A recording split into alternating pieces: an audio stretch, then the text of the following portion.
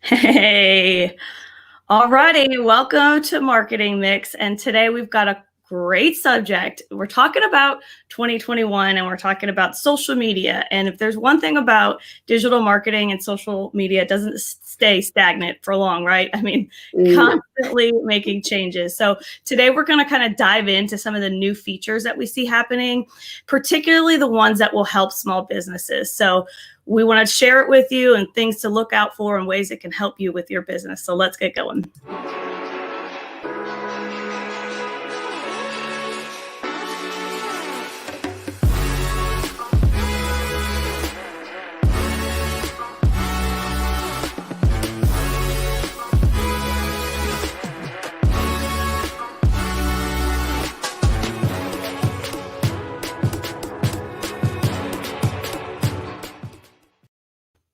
Good morning. Good morning. How are you?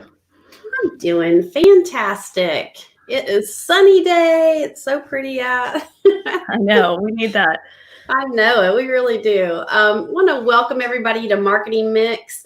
Every week we are going to work on different segments, just highlighting all kinds of digital marketing topics. We're going to mix it up with tips, trends, Q&A, just all kinds of things. That's why we call it Marketing Mix. Yeah. So Sarah, can you go ahead and pull up our social media platforms, please? I sure will. Okay. Don't forget that every week we go live on Facebook, YouTube, and Twitter. And if you haven't seen our podcast, do yourself a favor and subscribe to Marketing and a Mic. We're real proud of it. And as always, you can follow us on Instagram and LinkedIn. And one more thing, you got to check out our YouTube channel. I'm telling you, it's so great. And we're constantly, as we speak, we're putting out new videos. All good stuff, all good, helpful content. We take a lot of pride in that. We like to explain everything very straightforward, where it's easy to digest so people can get good information out of it. So let's talk about social media. 2020 really kind of changed the social in all aspects of social media. So with all of a sudden us being restricted to everything we can't be together in indoor events and together in small groups. Everyone had to kind of shift online for social interaction because that interaction wasn't lost. We just sort of had to find new ways to do it. So with that, the social platforms were kind of listening and they wanted to put out a lot of new features so that users could still connect and still generate revenue and still build relationships all through social media, even though the face-to-face option was diminishing. So let's jump right in. I think we've got about six little features that we want to talk about. Yeah, you're exactly right. Everybody had to change. And they were competing. I felt like it was kind of a tug of war with all the different social media channels. Like more platforms like Facebook, LinkedIn, and Instagram. I mean, they had to just, what was the word of the year, pivot? Everybody had to pivot, including all the social media channels, but they had to become more search friendly because people were wanting information. I mean, my gosh, you're sitting there in your house doing nothing. So, you can look at your feed all day long, but to find information, it wasn't quite as easy as what it needed to be. So anyway, they all became a little bit more like a search engine, kind of like a Google or Bing or something like that. And what this means is you can actually search topics and items without even using hashtags these days.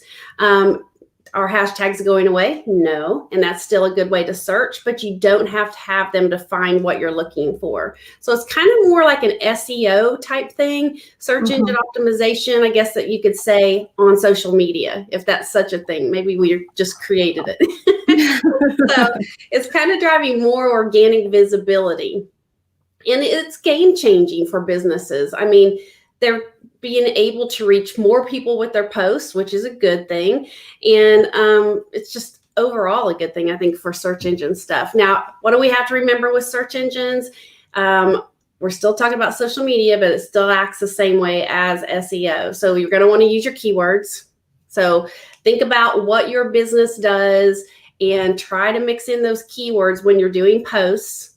And keep it to posts that are relevant to your niche. Now you can mix it up with some funny stuff and whatever day it is, national day it is, but really you want to concentrate more on your niche and your target keywords so that people can find you. Yes. Yeah. And I think the common theme really is that everything just needs to be a lot more intentional. Just not slapping up stuff, but yeah, that making things more search friendly. Don't just be slapping it up there. Yeah, don't just slap it up there, throw it up there. Oh, goodness. Okay. Oh, so we've got some, as Glenna says, some early birds joining us this morning. Okay. My contacts are in, but okay. Good morning to Gail and good morning to Michelle. Thank you so much for tuning in today. All right. So the second thing that we want to talk about is short duration videos will continue to rise. So what does this mean? Video continues to dominate, and it's the clear winner over all kinds of content type. And the social platforms have responded by giving us a lot of different elements to utilize. One of them being Instagram stories. It's gaining a lot of popularity. Actually, if they're prioritizing, Instagram in particular is prioritizing reels and stories, excuse me, over feed content.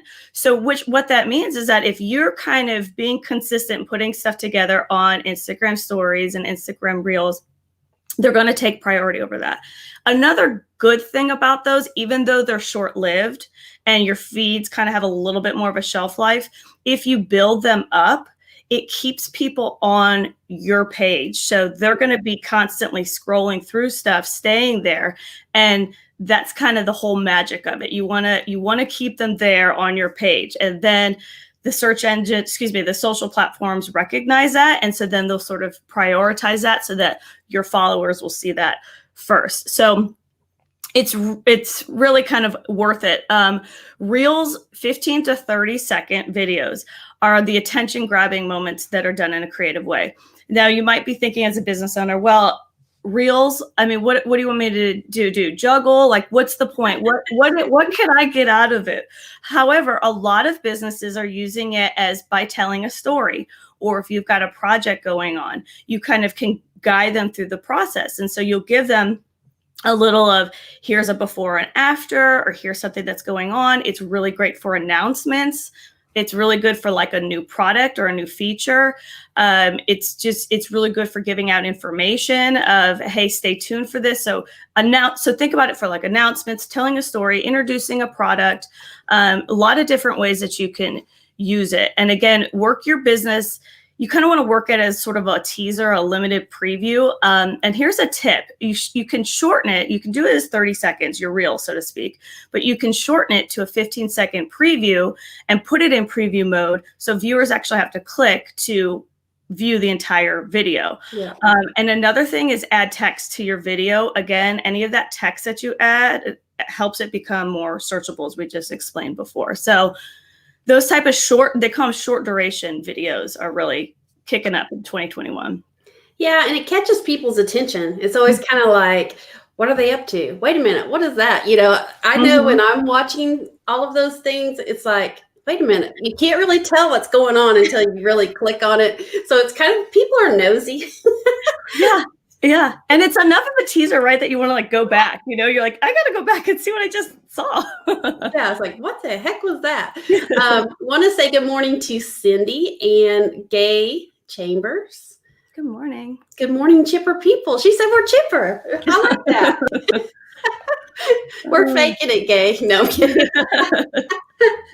No, we love our marketing mix. So thank you all for joining in. And all right, you have to get serious, okay?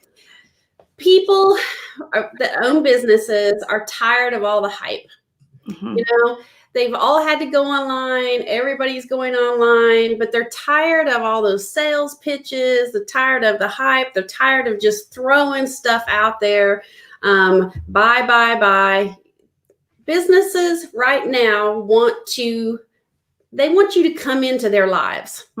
They want you to understand their business. They want to understand you to understand their brand. So if you're just pitching and selling, that's not going to get you very far. So it's kind of shifting the content. You need to shift more towards a customer lifestyle or community lifestyle. It's really important for a brand to fit into customer lives versus trying to lead it. Mm-hmm. So again, it's all about knowing your niche and your target audience. What are you selling, but who are you selling to? How much do we preach about knowing your demographics and all of that kind of stuff? So they're tired of all the hype, and consumers are leaning more towards companies that kind of start a conversation or fit into, again, what they're all about. So start thinking about that. Do a little bit more homework. Find out exactly what these businesses need and how they're living day to day, especially through all this COVID stuff. Be an advocate for them. Be a voice for them.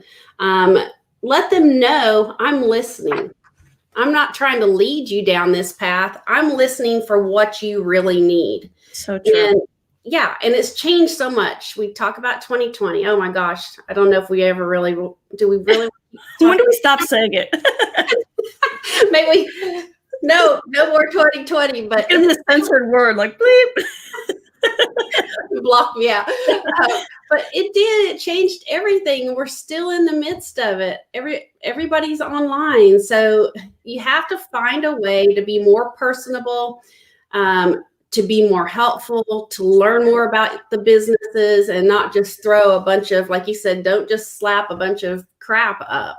And it also is really helpful for online ads. You want to be successful with Google ads and Facebook ads.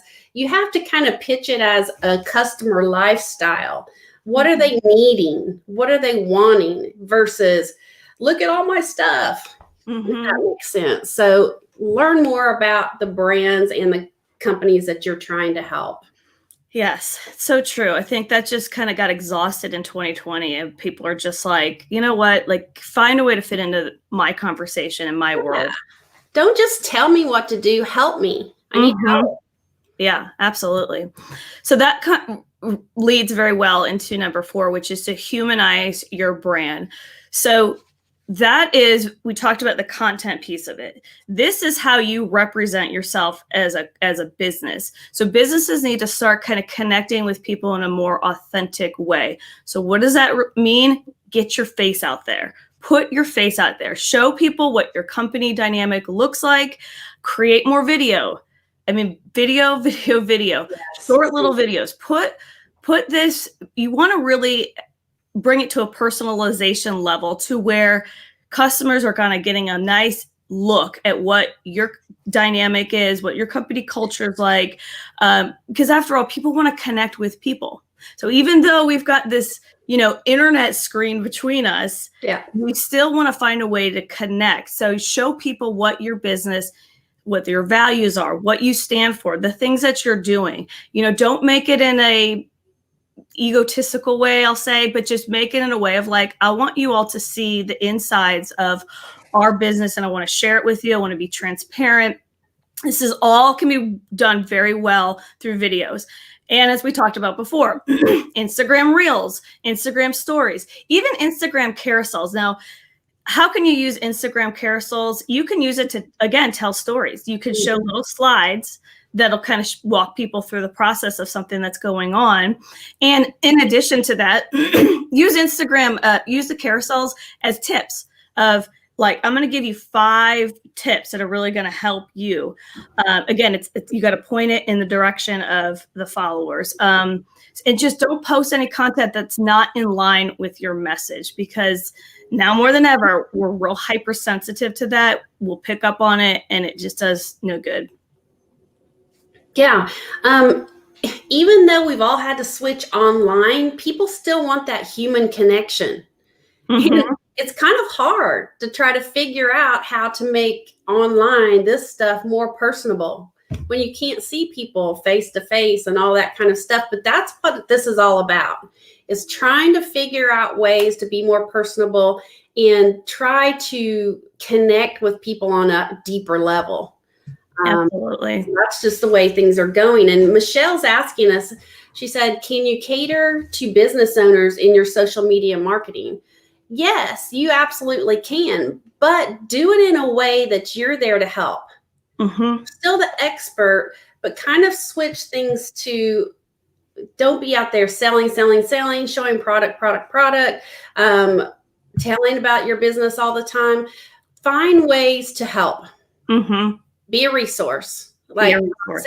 Sarah said, short videos. I mean, if you could even give like tips or whatever, just find a way to help, Michelle. I think it's kind of switched just a little bit. So if that helps, I hope that helps. Yeah, no, that's exactly right. And along those lines, we're finding more, or we're leaning more toward user-generated content. They call it UGC for short. That's just the hip thing, I guess. That's what the cool kids are saying. Yeah, but user-generated content. You still want to plan all your content, but you want to let your customers and your followers drive the story. You want to get them more involved. You want to make things more interactive. I mean, more trusted than brand-led content, and it just instills more trust in your consumers. If they can tap into that human connection, get people more involved. It's all about being very creative and come up with ways for people to be a part of the story and be a part of your content. You were telling me earlier, kind of an example. Tell everyone that. Yeah, a really great way to utilize user-generated content is to come up with a tag campaign. And there's a lot of businesses in 2020, especially, that designed a campaign that was specific to their customers or to their target audience, and it got a momentum. So what do I mean by a tag campaign? There was one company, there's two of them. One of them was a skincare company, and they did a tag campaign called #LifeBalanceRemix. And so, and they did another one called #MyNewNormal. And they asked their viewers to send in, what are you finding is your life balance remix right now? So send us a picture, tell us a story about what you've done lately to kind of still maintain your life balance in, the state of events that we're living in. Now, the caveat to it was you have to have a really good incentive attached to it. So you want to make people want to participate, but you want to also let the customers drive the story. Why does this work? Well, we all like things kind of centered around us and our little world. So if there's a way that we can kind of put out on social media, like, hey, this is what's happening with me, and you get a picture, you get some exposure on there, it drives it. And another way that businesses can do it is they can say, tag somebody else with the hashtag, #MyNewNormal. Yeah. And then if they do, say, hey, who's somebody that you think could use and it could be something like hashtag a new skincare package or whatever it is. And then they'll tag somebody else, they'll get recognized, you share the story, and then the incentive attached to it is like, they're going to win this much in skincare. And even the person that mentioned them will get a little incentive to it as well. If it's done well, it is unbelievable. It just broadens it. I mean, it's relatable. It allows brands to meet customers where they're already spending a lot of their time. And so it's just a great way for brands to connect with customers. Yeah, I think so too. And getting people involved. And you could even start with some of your ambassadors that already love your product, to get them involved, to get the conversation started, and they start tagging people, and then it can take off from there. So people may be thinking, well, how can I do that? I don't have that many followers. Start with your people. Start with, like, I see our people right here. Ask them. I'm sure they would like to win something really cool. So yes. Anyway, yeah, user-generated content. Let your customers or your potential customers drive the story. Yeah.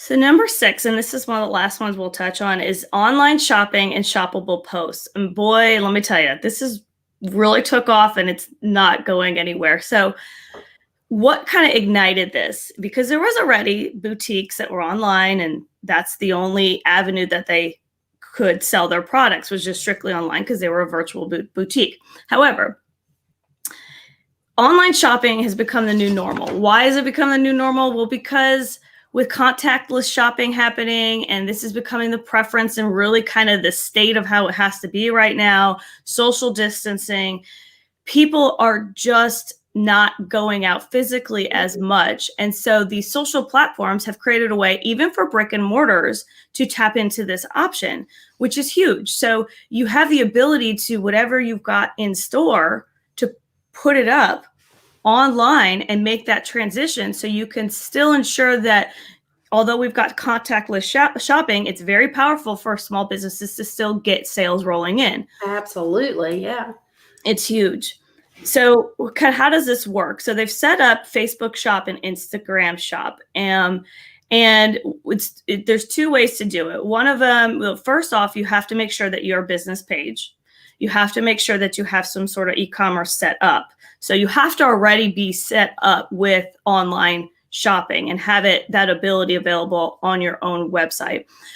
So you can set up Facebook. You have to set up first through Facebook Shop, and then you'll just build your product catalog through Facebook Shop, and then everything will be synced over to Instagram.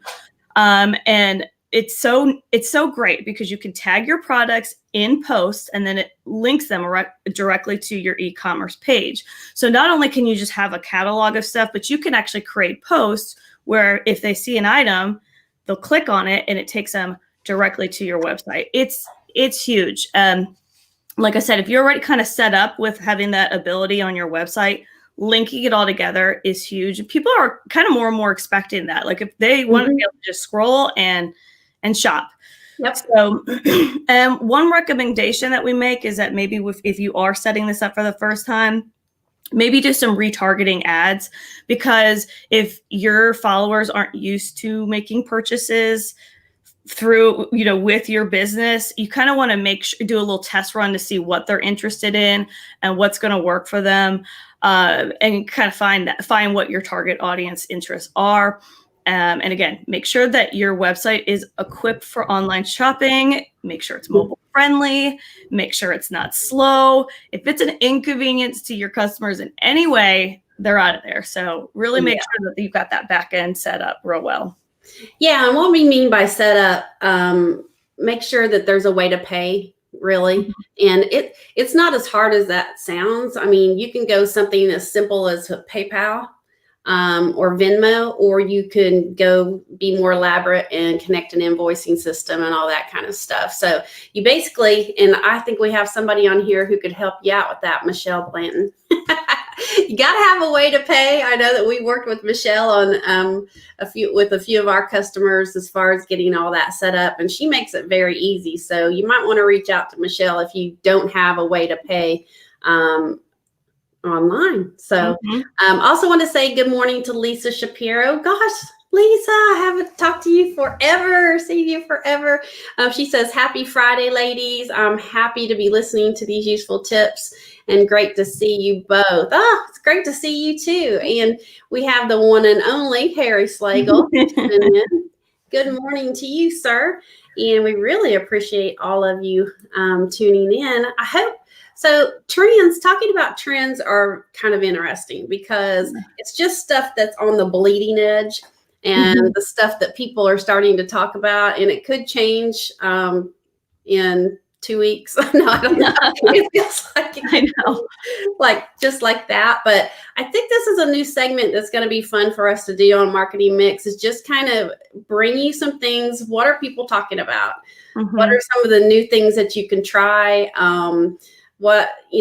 That sort of thing. I think it's going to be an interesting segment to bring into our Marketing Mix. I think so too. And and again, I think it's nice that these social platforms are listening and then they're responding with ways for, not only individuals, but businesses to kind of keep things going with the new directions of how businesses are operating. Yeah, we all have to get creative, and as always, we're here. We're doing this every day too for our business and for our customers. So if you would like to have a consultation, those are free. And we'd love to brainstorm ideas on these kind of things and anything for digital marketing. So I want to thank everybody for tuning in today. And we will be back again next Friday, 8 a.m. for our next segment of Marketing Mix. So until then, I hope y'all have a great week. Bye. Bye-bye.